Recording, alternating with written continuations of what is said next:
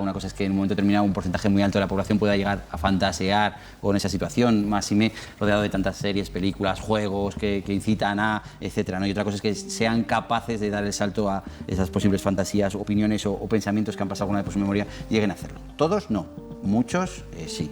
Bueno, os pido que estemos atentos, les pido a ustedes también, en su caso os pido a vosotros que estéis atentos al caso, a esta carpeta roja que hemos extraído de los casos. Este es un caso que está sin resolver, que estamos pendientes además de conocer qué es lo que ha sucedido y al que os vamos a poner en antecedentes a continuación. Nos vamos a tener que ir hasta el año 2005. Rocío Fernández Ameijeiras es una joven trabajadora, 25 años, trabaja en una pastelería en León, en Trabajo del Camino. Sus padres son una familia humilde, trabajador de la mina, se desplazan a vivir a León.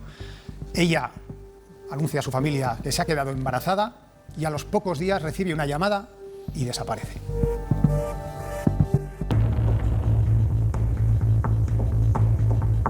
Nosotros el primer momento en que tenemos conocimiento de estos hechos es el 25 de mayo, efectivamente del año 2005, es decir, que dentro de poco se cumplen ya 17 años.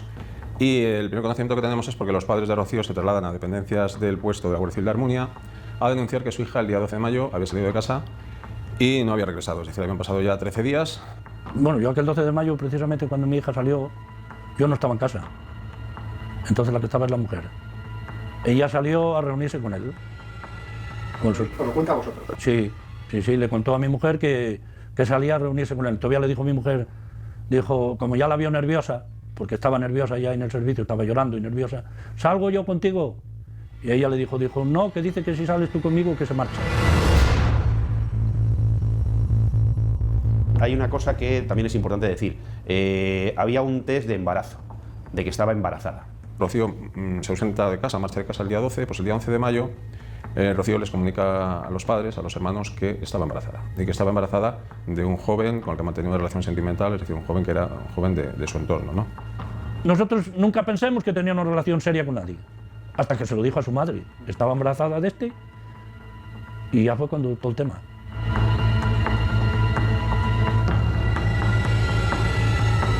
Pues mi mujer dijo, pues salió a reunirse con él y todavía no ha vuelto. Y ya aquel mismo día ya empezamos a recibir mensajes del móvil de mi hija. Rocío desaparece de su casa. Sus padres reciben no recuerdo si fue a los 2, 3, 4, 5 días, un mensaje donde le dice que, bueno, pues que no la busquen, que se ha ido a Madrid y que no se preocupen, que se ha ido con Mirantes. En resumen, es lo que viene a decir. No, ella cuenta desde el primer momento que le dijo a su madre, ya le dijo que este chico no se quería hacer cargo del embarazo, que le había dicho que no quería saber nada. Les dijo también que este joven quería que ella abortara y ella, pues no, ella era partidaria de continuar adelante con el embarazo. Ese mismo día, uno de los hermanos de Rocío es testigo de una conversación telefónica que Rocío mantiene con este joven, en la que el contexto en el que se lleva a cabo esa conversación es un contexto de discusión por el tema del embarazo, donde él quería que abortara y ella no quería abortar.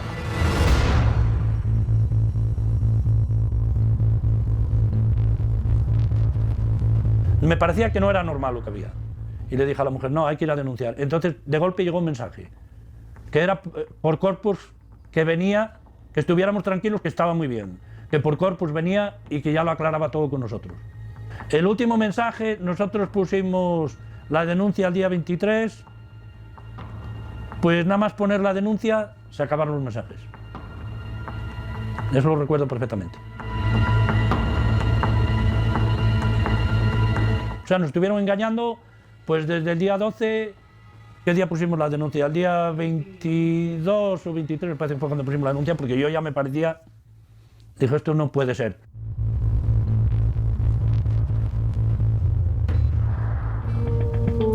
Muchas cuestiones que yo he anotado en esta primera entrega del vídeo. Desaparece el cuerpo, hay una llamada, hay unos mensajes, hay un intento de engañar a la familia haciendo pensar que está bien. Luego veremos más, pero ¿por dónde empezamos aquí? ¿Qué es lo más definitorio de esta primera parte del caso en el que desaparece? Hombre, ya hay unas cuantas cosas muy importantes, porque el primer mensaje es el mismo día, diciendo que está camino de Madrid, y luego por la noche que ya tiene incluso trabajo, ¿no? Que eso lleva ya a pensar a los investigadores que en ese momento, por lo menos, libertad ya no tenía para actuar, y alguien estaba mensajeando a través de su móvil. Es más, posteriormente en investigaciones se ve que esos mensajes no los ha escrito ella por el léxico utilizado, por la forma de contarlo, por la forma de decir. Y la primera línea de investigación se muestra desde el segundo uno, un embarazo no deseado por el supuesto padre, unas discusiones, aborto, continuamos. La primera línea de investigación es obvia. y la que es una desaparición sospechosa y preocupante también. Yo creo que es clave. Esa llamada, esa primera llamada en el que incluso ella se manifiesta asustada, desde el punto de vista psicológico también da cuenta de la relación que podrían mantener, ¿no? No parece una relación de demasiada confianza cuando te digo, oye, baja a hablar, por lo menos vamos a hablar del tema, y yo me muestro en casa azorada, nerviosa, intranquila, asustada incluso. Está claro que hay un conflicto, y un conflicto que hay que resolver además dentro del ámbito familiar. Es un conflicto íntimo con una persona que no pertenece a tu familia y que no se quiere relacionar con esa familia, en principio pues porque sabe que puede ahí surgir pues, un conflicto más grave o una situación incluso violenta, ¿no? Entonces, para intentar evitar las consecuencias que pueda tener esa conducta, lo que intento es no enfrentarme directamente a esos padres que pueden estar bueno, pues, pendientes de una noticia que acaban de recibir y que esa noticia en la mayoría de las familias, en la mayoría de las circunstancias es una noticia feliz, pero cuando no se quiere tener ese hijo, pues ahí hay una situación conflictiva que hay que mitigar de alguna manera. Entonces el no enfrentamiento es una de esas reacciones normales. Es importante contextualizar también los niveles sociológicos y culturales. Una es la familia de ella que asume parece con bastante normalidad el embarazo, lo acepta, ella quiere tenerlo, los padres incluso están dispuestos a apoyarla si no tienen apoyo por parte del supuesto o posible padre. Y otra familia que es de un nivel socioeconómico más alto, bastante diferente, que incluso en un momento determinado puede pensar que ha podido ser un embarazo buscado con otro tipo de propósitos y que puede pensar o considerar otra cuestión. Esa llamada incluso, ¿no? es baja, que tenemos que hablar con mi padre, con el padre de la pareja por aquel entonces, para ver cómo arreglamos esto. A mí me llama mucho esa expresión de a ver cómo arreglamos esto. Ahí había dos personas, una que quería tener el niño y otra que no quería tenerlo, quería abortar. Esa era la situación y el conflicto clave entre dos familias de niveles socioeconómicos muy distintos. La de él, insisto, de un nivel económico alto y la de ella de un nivel económico pues más humilde y más moderado. Voy a avanzar en la investigación. A mí me ha llamado mucho la atención un pequeño dato que quiero comentar con vosotros aquí, que no sé si es pequeño o es grande, pero me ha llamado la atención cuando el padre narra: yo recibo varios mensajes a lo largo de los días, intento llamarla, nos comentaba durante la entrevista, intento llamarla, nunca nos cogía el teléfono, pero siempre por la noche recibíamos un mensaje: tranquilos, es que estoy trabajando, no puedo contestar. Pero sin embargo, desaparecen los mensajes en el momento en el que pone la denuncia. Alguien estaba ganando tiempo. Estaba intentando ganar tiempo y lo consigue ganar 10 días. ¿Cómo? Pues dándole largas a través de mensajes: estoy en Madrid, ya tengo trabajo, estoy bien, no os preocupéis. Cuando ya los padres están a punto de presentar la denuncia, un mensaje que para el corpus voy a ir, nos vemos y ya os lo explico todo por mensajes, pero nunca cogía el teléfono, nunca devolvía las llamadas, nunca. Claro, los padres aguantan, denuncio, no denuncio, tienen dudas y llega un momento en el que finalmente denuncian, que son 10 días, que teniendo en cuenta que estaban recibiendo mensajes, pues parece razonable, no se puede en ningún momento echar la culpa a esos padres. Pero está claro que alguien, el que fuera, estaba intentando ganar tiempo y ganó mucho tiempo, que yo creo que luego fue clave.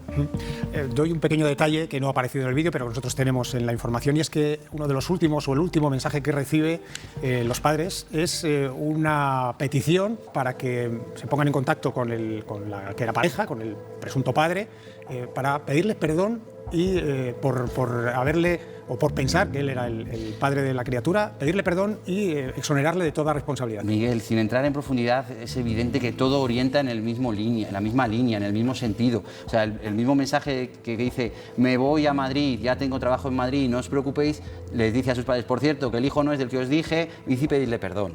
A ver, suena... Sin entrar en profundidad, que iremos entrando porque hay muchos más indicios y pruebas, todo orienta en que esta es la línea de investigación principal y parece que la más acertada, Luego las cosas hay que demostrarlas también, ¿no? Pero a priori parece un caso que de entrada todo orienta en el mismo sentido. Desaparece, nosotros vamos a seguir, si os parece, adelante con la investigación. Desaparece Rocío y fatalmente, al cabo prácticamente de un mes, algo menos de un mes, aparece un cuerpo que, como digo, fatalmente, desgraciadamente, se identifica como el de Rocío Fernández Ameixeiras.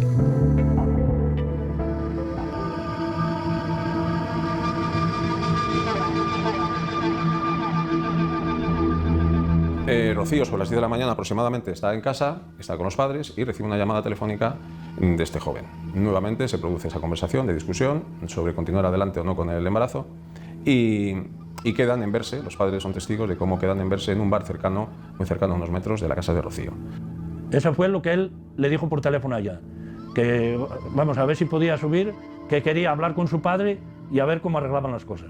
Rocío sobre las 10, 10 y cuarto sale de casa y ya esa es la última vez que la vuelven a ver con vida.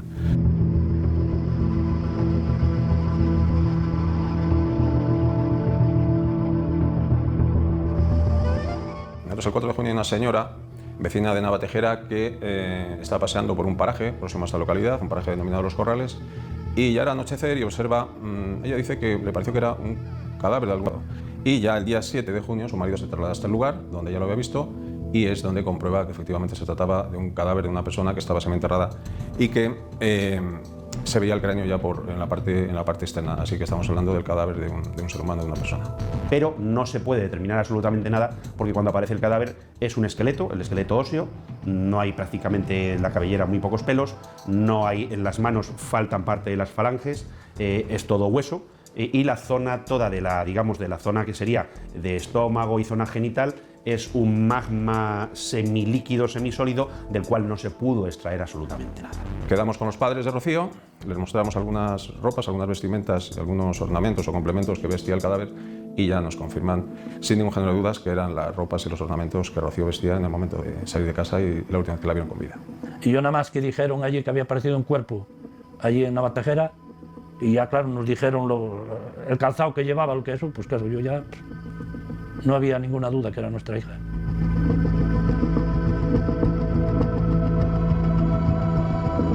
No se ha podido determinar la causa de la muerte. El cadáver, lo que más llamaba la atención en el primer momento es que estaba envuelto por 2 bolsas de plástico, de estas bolsas de color gris que se utilizan para la basura, uno que envolvía el cadáver por la parte superior, es decir, la cabeza y parte del tórax, y otro por la parte inferior, los pies, y estaban adheridas al cuerpo con una cinta adhesiva. Este es otro indicio de interés porque el hecho de que estuviera tanto la cabeza como los pies atados o cubiertos por una bolsa nos hacía considerar la posibilidad de que el cadáver había sido trasladado. Por otro lado, lo que nos llama mucho la atención también es el avanzado estado de descomposición que tenía ese cadáver. Pero principalmente lo que pudo haber influido en ese deterioro tan importante del cuerpo es que a unos metros muy próximos, es decir, unos 25 o 30 metros, había un estercolero, un abonal, y eso lo que permite es que las cuadrillas de la muerte actúen de manera más inmediata, más rápida sobre el cadáver desde el primer momento. Entonces, ahí es donde nosotros observamos, de hecho, incluso llegamos a solicitar un estudio entomológico para establecer lo que se denomina un cronotanatodiagnóstico, es decir, establecer una data de la muerte, ¿no? Con esta entomología, con estos insectos que pudiera haber, insectos larvas que pudiera haber en el cadáver. El problema que tenemos es que el único dato cierto y objetivo que hay hasta ahora mismo es que ha aparecido el cadáver de Rocío Fernández Amejeiras. Pero no sabemos si la han matado, si no la han matado, o qué es lo que ha ocurrido, o cómo ha muerto. O sea, la causa de la muerte no se ha podido determinar. Lógicamente eso es un problema. Desde luego que parece una muerte violenta. Yo no creo que Rocío se haya autoenrollado en un plástico negro, se haya autoencintado y se haya autoenterrado. Con lo cual tenemos que presuponer que ha habido, cuanto menos, una muerte violenta y que ha llevado además a un enterramiento ilegal. Ahí recordamos que hablamos de que a las 10, 10 y cuarto, 10 y 20 Rocío sale de casa y sobre las 13:20, 14 horas consideramos que Rocío ya no tiene dominio sobre su terminal telefónico. Entonces, esa inmediatez, unido a todos los indicios que he ido narrando hasta el momento, consideramos que se trata de una muerte claramente criminal.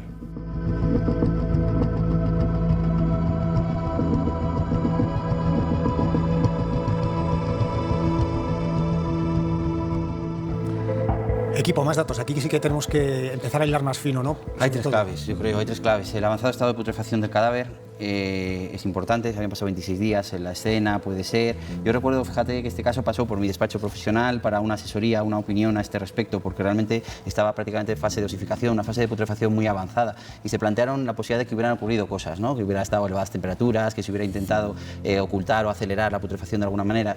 Físicamente, por causas naturales, explicar que solo una parte, porque había otra parte del cuerpo que no había perdido esa masa. Otra de las claves es que ha sido trasladado, entonces no sabemos dónde ha estado. Y evidentemente la exposición a altas temperaturas, cuanto más altas más, la exposición a animales, a insectos, las cuadrillas de la muerte, y luego hablaremos de la entomología, todo eso influye, y 26 días es tiempo suficiente, y estamos hablando de mayo ya, para que pueda haber habido incluso temperaturas altas, y aunque parece llamativo ese estado de putrefacción, no se pudo demostrar que se hubiera acelerado artificialmente, al menos. La localización de ese segundo momento donde se encontraba, porque trasladado ha sido trasladado, tiene toda la pinta, y eso es otra de las claves, incluso a dónde es trasladada, porque es un lugar de difícil acceso, conocido por poca gente, o sea, tendría que ser alguien que conociera el lugar. Yo creo que es otras claves, pero finalmente tenemos que considerar que por las características del lugar, las temperaturas que había habido, pues es un hecho excepcional, pero había ocurrido en este caso. Pero un detalle, fíjate, cómo lo importante que es cómo dices las cosas. En el informe del levantamiento y de la autopsia se dice en un sitio que no se haya, así como hay tejidos que se han identificado, se identifica tubo digestivo, se identifica vejiga, se identifica colon incluso, no se identifica útero. Y se dice, no identifico útero. Eso lleva a pensar una cosa. Y en otro se dice, no hay ningún signo de que estuviera embarazada. Fíjate que es lo mismo, pero si digo, no hay ningún signo de que esté embarazada, descarto el móvil del aborto ilegal, del aborto obligado, del homicidio por no querer abortar. Y en cambio, si no hay útero, puedo decir, uy, igual se lo habían quitado. Y es la misma realidad. La realidad es que no había ningún signo de estar embarazada porque fuimos incapaces de encontrar tejido uterino. Es muy importante cómo decimos las cosas porque orientamos al ego en la materia en un sentido u otro, siendo la realidad una única. Y es que no se pudo hallar por el avanzado estado de putrefacción tejido uterino y por tanto no se pudo deducir ese embarazo o no embarazo. Porque fíjate qué bonito hubiera sido, bonito, desde el punto de vista de la investigación, evidentemente todo esto es un drama, sí, por supuesto, pero profesionalmente encontrar unos restos del feto y haber podido hacer un ADN a ese feto, o unos restos incluso muy deteriorados, pero encontrar un ADN diferente del de la madre, hacer una maternidad, encontrar la madre y deducir el ADN del padre. Eso se podría haber conseguido, pero no, estaba en avanzado estado de putrefacción. Alguien había conseguido perder suficiente tiempo, acelerar suficientemente la putrefacción para que se perdieran muchos datos muy importantes que nos hubieran dado la solución. Decías tú al principio lo importante que había sido el tiempo. Hay un detalle que es significativo cuanto menos, pero no sé si luego tiene valor para una investigación. Le faltan las falanges de la mano, algunos dientes, no sabemos tampoco la causa de que hubiera perdido los dientes, pero evidentemente tenía la dentadura perfecta. ¿Dice algo? ¿La investigación puede decirnos algo eso? Pues sin duda. Da la sensación de que es un caso en los que se ha intentado que no fuera fácil identificar a la víctima en este caso, ¿no? Entonces, cuando yo me quiero despojar de las falanges, o sea, de las huellas digitales y sobre todo de algunos dientes, porque puede ser que sea significativo algún empaste o alguna marca que pueda tener la dentadura, yo me hago con esas pruebas y las aparto de donde abandono el cuerpo, ahí es que hay una intención clara de que no se quiere que ese cuerpo sea identificado. Donde aparece, bueno, pues podemos ver que es una escombrera ilegal, donde mucha gente a escondidas pues deposita allí escombros y muchas sustancias. No es fácil llegar, tanto Víctor Polo, nuestro cámara, como yo mismo que hemos estado en esa escombrera, es complicado. Claro, tenemos que pensar que echar escombros de esa manera es ilegal. Entonces es gente que para evitarse el coste que puede tener llevar a una escombrera legal todos esos desechos, pues al final lo hace en un sitio escondido, apartado, que es justo lo que han aprovechado quien haya supuestamente acabado con la vida de esta persona, es lo que quería, que el sitio fuera apartado. Yo ya no sé si con intención o por suerte para la dificultad en la identificación de la víctima, cerca además de un sitio que, bueno, pues que tenía un abono natural y que eso, como decía muy bien Aitor, pues influye mucho en el estado de descomposición del cuerpo. Yo no sé hasta qué punto podían dominar ese conocimiento de dejando un cadáver cerca de un sitio donde pues, hay abono natural, pues esa descomposición se acelera. Fíjate que hay tres interpretaciones posibles. La primera está clara, intentar retrasar la identificación o complicar la identificación, algo que ya desde el año 2000 con el ADN se realizaba, pero que todavía en el 2005 no era tan voz populi conocido por toda la población, ¿no? Hoy en día todos sabemos que con ADN se identifica a cualquiera, no necesitas dientes o huellas dactilares. Esa es la primera y la más fundamental, pero hay otras dos posibles, porque no hay tejidos blandos y podía existir traumatismos que no realizaran fracturas óseas, sí hemorragias, y ojo, las hemorragias aceleran la putrefacción también, ¿eh? Entonces, ¿por qué no esos dientes pudieron ser abulsiones o rupturas traumáticas de un hecho, de una pelea, si no tenemos tejidos blandos para ver esas hemorragias o hematomas con claridad? Peri mortem probablemente. Esa sería otra opción. Y otra, por ejemplo, la de los dedos. Es muy fácil que en los dedos ya no solo sirvan para identificar a una persona, sino que en un determinado forcejeo queden restos biológicos del supuesto agresor. El forcejeo... Agarramos alguna célula, algún pelo, alguna... Bueno, pues ante la duda intentamos evitar, ¿no? Por tanto, intentar evitar la identificación tanto de la víctima como del supuesto agresor, intentar evitar. Y una última incluso quedaría, si fue trasladado muy tardíamente, porque no sabemos, fue trasladada pero no sabemos en qué momento, si fue muy al principio o muy al final. Si fue muy hacia el final, en el que ya estaba en fase de esqueletización, el esqueleto, los huesos se van soltando también. Y a la hora de trasladarlo, igual ponernos a recoger falanges, trasladamos el grueso del cadáver y dejamos en la escena anterior algún resto que ha podido ya desprenderse. Solo falanges puede llamar la atención.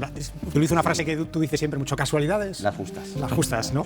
Bueno, hay otra cuestión que me llama la atención y que vamos a tratar de avanzar también bueno, pues en responderla, ¿no? Pero se unen varios factores, una putrefacción del cuerpo muy rápida en un corto periodo de tiempo, lo cual parece indicar que cuanto antes hubiera podido estar muerta, pues se podía explicar un poco mejor, y justo desaparece la misma mañana en la que queda con alguien. Lo dejo ahí porque vamos al siguiente bloque en el que, sí, si se preguntan si hay sospechosos, sí, hay dos personas que han sido sospechosas, que son sospechosas en este caso, y vamos a ver hasta qué punto pueden haber estado incriminadas.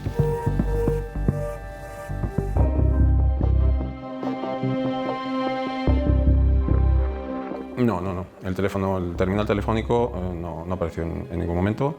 Y aquí ya lo siguiente que tenemos en base un poco a toda esta parte primera de la investigación es que nos encontrábamos posiblemente ante un crimen que se denomina expresivo, un crimen emocional motivado por el embarazo como móvil principal de todo ello.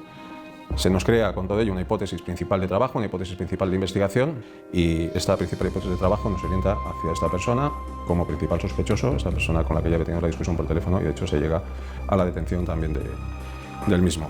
Ocurre una circunstancia muy llamativa al inicio del procedimiento. Nosotros no éramos los abogados todavía de la familia de Rocío, y ocurre que ante esas sospechas que tiene la Guardia Civil detiene, y en la detención del señor Mirantes se produce que el juez de instrucción que lleva esa causa pide de forma inmediata que lo pongan a su disposición y, sin tomarle declaración, porque no se le toma declaración, lo pone en libertad. Y se cercena la investigación que estaba llevando a cabo la Guardia Civil en, digamos, la implicación que podría tener el señor Mirantes. Esta hipótesis de trabajo, además de los datos que he aportado, se ve reforzada por algunas otras circunstancias. Por ejemplo, la vivienda donde vivía este joven se encuentra a menos de 1000 metros en línea recta al lugar donde apareció el cadáver. Posteriormente aparece un pelo equino, un pelo de caballo, en una de las ropas que vestía Rocío, el cadáver ya de Rocío.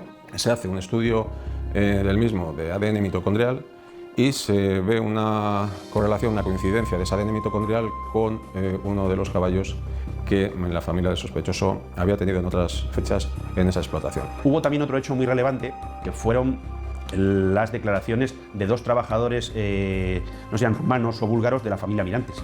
Detienen a estos dos rumanos y uno canta todito a la policía local, que trabajaba para ellos, claro. Cómo había sido, lo que le habían hecho a mi hija, todo lo canta. Pero bueno, pues queda ahí, se los detiene, se practica una declaración muy larga, de muchas horas en el juzgado, y al final, bueno, pues vienen a recular un poco de lo que los policías cuentan que les dijeron a lo que luego dicen en el juzgado. La posibilidad de la muerte no violenta, pues puedes decir, imaginemos que le ha dado un infarto, con quien estuviera se ha asustado y la ha enterrado, pues por el motivo que sea. Hipótesis, perfectamente podría ser explicable esa hipótesis. Hombre, yo lo veo difícil. Si a mi hija le faltan dientes, eso no es un accidente, ni le faltan cachos de los dedos, ni le faltan... Yo pienso que no es una muerte accidental. Vamos, me parece imposible que es una muerte accidental. El tema de los dedos a mí me llamó mucho la atención desde el primer momento. Hay dos explicaciones, no hay más. Una, que esas falanges se hayan podido quitar, porque evidentemente si tú quitas la primera falange donde están las uñas, en las uñas todos sabemos que si hay algún forcejeo, etcétera, etcétera, pueden quedar restos epiteliales y lógicamente a partir de ahí se puede sacar ADN y se podría identificar a la persona o personas que pudieran haber estado con Rocío. Lógicamente, al desaparecer la primera falange ya no hay forma de hacerlo. Dos, que esas falanges hayan desaparecido porque en esos 20-22 días que estuvo enterrada, roedores, etcétera, etcétera, hayan podido comerlas. No está archivado. El caso ahora mismo está pendiente del análisis de toxicología de Madrid y en cuanto llegue el análisis de toxicología de Madrid se decidirá. Yo espero que con los resultados que están pendientes todavía, pues haya alguna circunstancia añadida que pueda ayudar a esclarecerlo más aún. Sales de un pueblo y vienes con los hijos para León, para un mundo mejor. Y nos han truncado media vida. La única hija que tienes, porque es la única que teníamos, y mira qué panorama.